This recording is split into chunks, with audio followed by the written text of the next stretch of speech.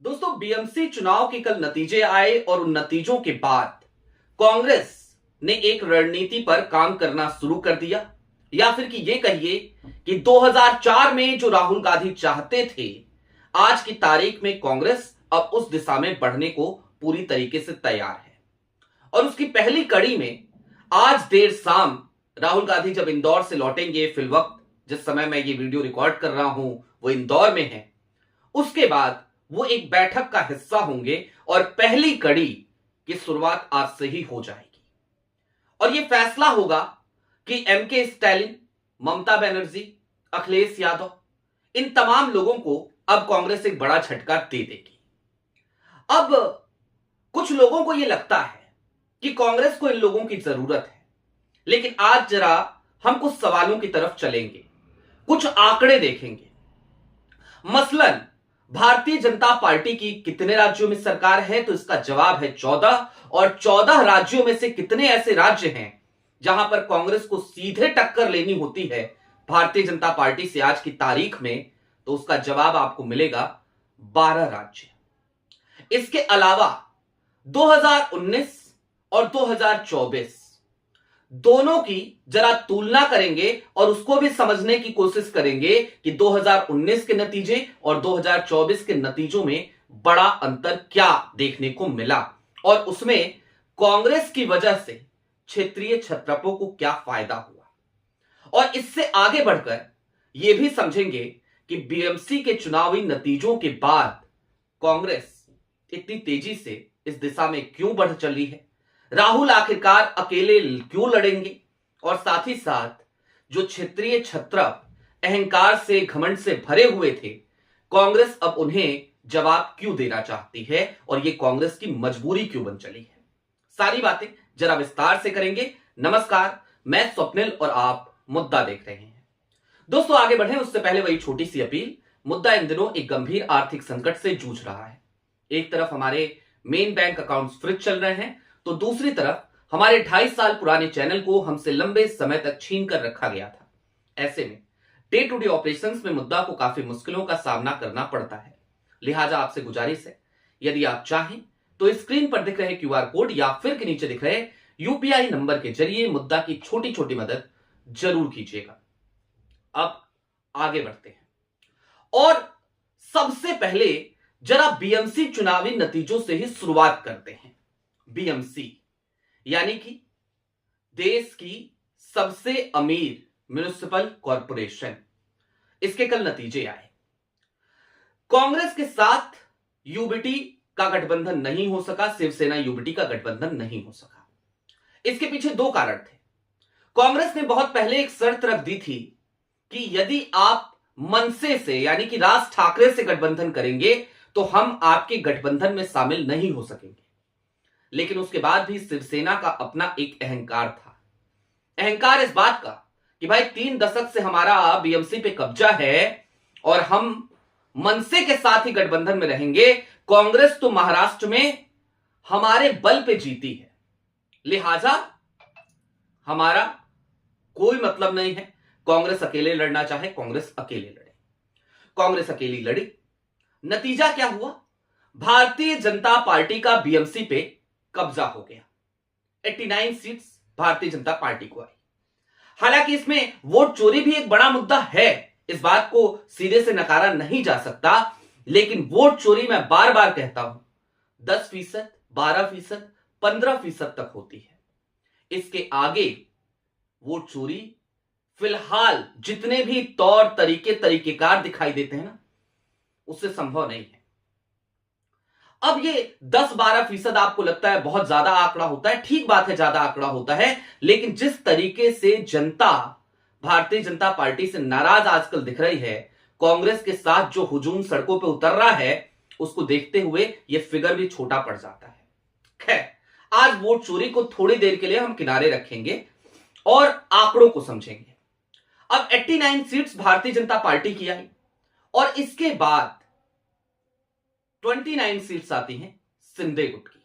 कांग्रेस की कितनी आई जानते हैं? जवाब है 24 सीटें।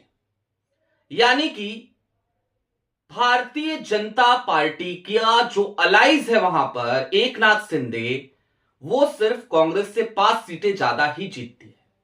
24 सीटों पर कांग्रेस काबिज हो जाती है। शिवसेना और मनसे भी साथ लड़ रहे थे और शिवसेना के पास 62 सीटें आती हैं। यानी कि यदि शिवसेना ने गठबंधन किया होता कांग्रेस से तो निश्चित तौर पर नतीजे कुछ और हो सकते थे। शिवसेना ने अपने अहंकार में बीएमसी पर अपने काबिज होने का जो रिकॉर्ड था उसे खुद ब खुद तोड़ दिया, अपने पैर पे खुद ब खुद कुल्हाड़ी मार ली। अब यह तो हो गई बीएमसी की बात। अब जरा आगे बढ़ते हैं, कुछ और चीजों को समझने की कोशिश करते हैं। मसलन जिस सवाल के साथ मैंने शुरुआत करी थी, सवाल क्या था? कितने बीजेपी रूल्ड स्टेट हैं आज की तारीख में इस देश में?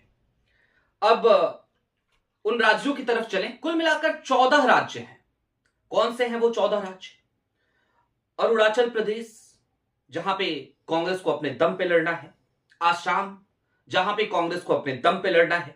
छत्तीसगढ़, अपने ही दम पे लड़ना है। दिल्ली, अपने ही दम पे, समझिए, क्योंकि आम आदमी पार्टी और कांग्रेस का जो रिश्ता है आप सबको पता है। और इंडिया अलायंस के साथ रहते हुए भी क्या नतीजे आए ये भी आपको पता है। इसके अलावा गोवा, गुजरात, हरियाणा, मध्य प्रदेश, अपने दम पे ही तो लड़ना है कांग्रेस को।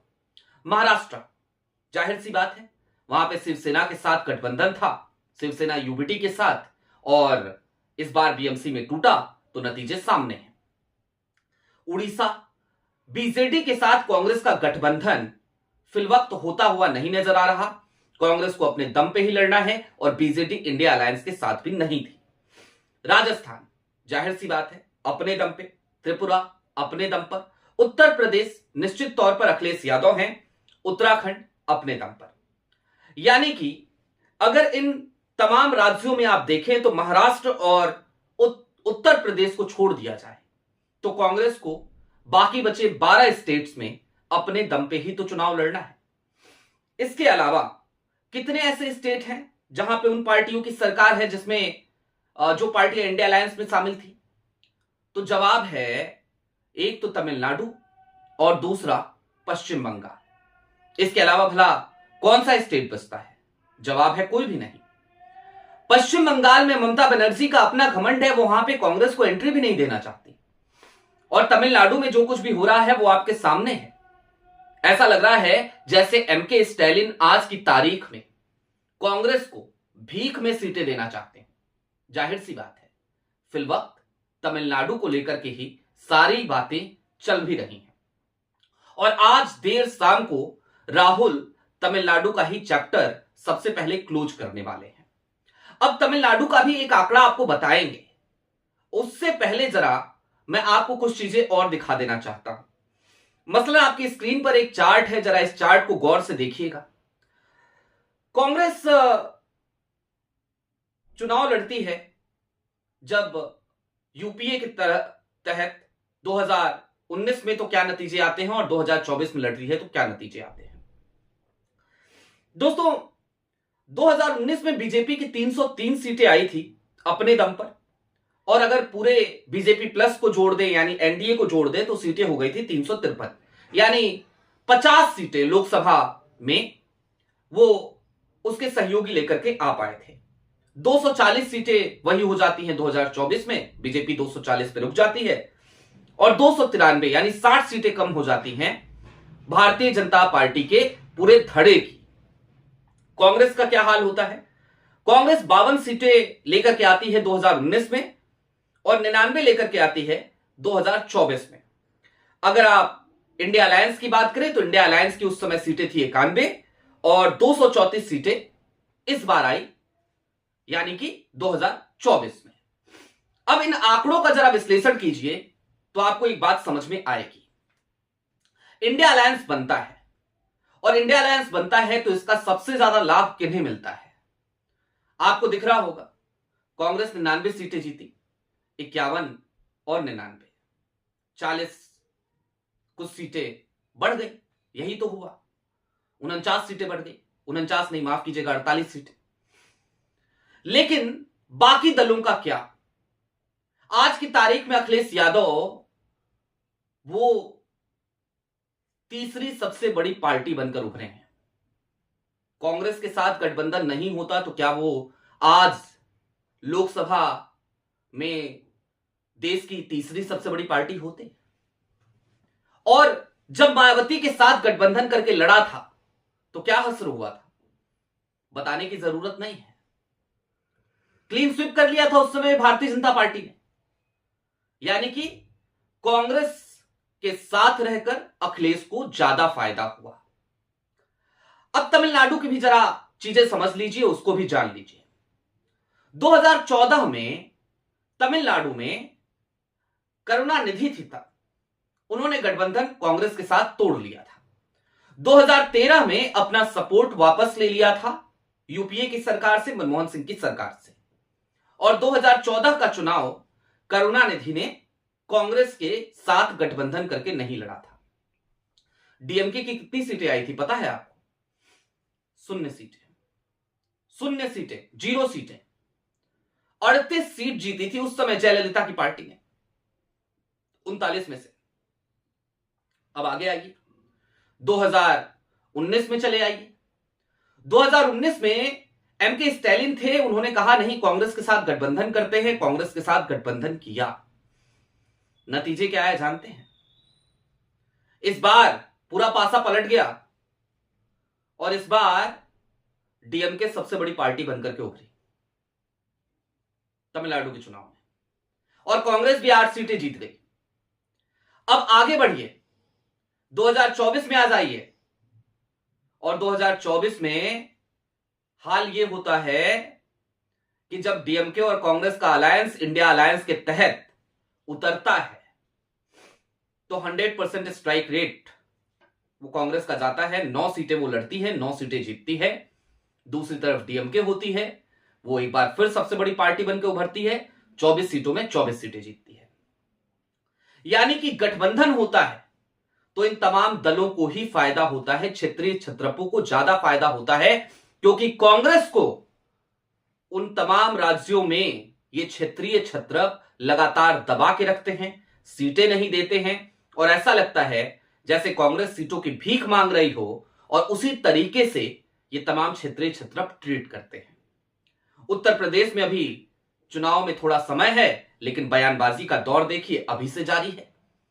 तमिलनाडु में चुनाव सर पर है, लेकिन देखिए वहां पर कांग्रेस को सीटें देने को एमके स्टैलिन तैयार नहीं है। और इन सब को लेकर आज की तारीख में प्रवीण चक्रवर्ती के नेतृत्व में एक धड़ा बड़ी तेजी से अब रणनीति बना रहा है। और क्या है वो रणनीति, चलते चलते जरा संक्षेप में वो भी समझ लीजिए। ये तमाम क्षेत्रीय छत्रप जो अपने अहंकार में डूबे पड़े हैं, अब इनको कांग्रेस एक बड़ा झटका देने जा रही है। कांग्रेस किसी भी राज्य में अब गठबंधन के साथ चुनाव नहीं लड़ेगी। 2029 का चुनाव आएगा, तब की परिस्थितियां देखी जाएंगी, लेकिन 2029 के चुनाव से पहले कांग्रेस अपने काडर को मजबूत करते हुए उन तमाम राज्यों में खुद के दम पर चुनाव लड़ना चाहती है जहां पर इंडिया गठबंधन के भी सहयोगी हैं। और ये राज्य हैं उत्तर प्रदेश निश्चित तौर पर, पश्चिम बंगाल निश्चित तौर पर, तमिलनाडु निश्चित तौर पर। वैसे भी आपको एक आंकड़ा मैंने दिया था कि भाई जो 14 बीजेपी रूल्ड स्टेट है, उन 14 राज्यों की अगर आप स्थिति देखेंगे तो 14 में से 12 राज्य ऐसे हैं जहां पर कांग्रेस को अपने ही दम पे लड़ना है, वहां पर कोई उसका सहयोगी नहीं है। तो जब 14 में से 12 उसे खुद ही लड़ने हैं, तो भला इन क्षेत्रीय छत्रपों का अहंकार कांग्रेस कब तक बर्दाश्त करे, क्यों कर बर्दाश्त करे, किस हद तक बर्दाश्त करे, और कब तक अपनी पीठ पर चढ़ा करके इन तमाम क्षेत्रीय छत्रपों को लोकसभा को पहुंचाए, और उसके बावजूद ये तमाम क्षेत्रीय छत्रप कांग्रेस को ही आंखें दिखाएं। यही है अब कांग्रेस के सामने डू और डाई की स्थिति, और कांग्रेस आज की तारीख में अब इस रणनीति की शुरुआत करने जा रही है। देर शाम को एक बैठक होगी, उस बैठक के बाद जो भी इंफॉर्मेशन आएगी वो भी आप तक जरूर पहुंचाऊंगा। बहरहाल अभी के लिए दीजिए इजाजत, चलते चलते फिर वही अपील, चैनल पे नए हो तो सब्सक्राइब करते हुए जाइएगा, सक्षम हो तो छोटी छोटी मदद मुद्दा की जरूर कीजिएगा। बहुत शुक्रिया।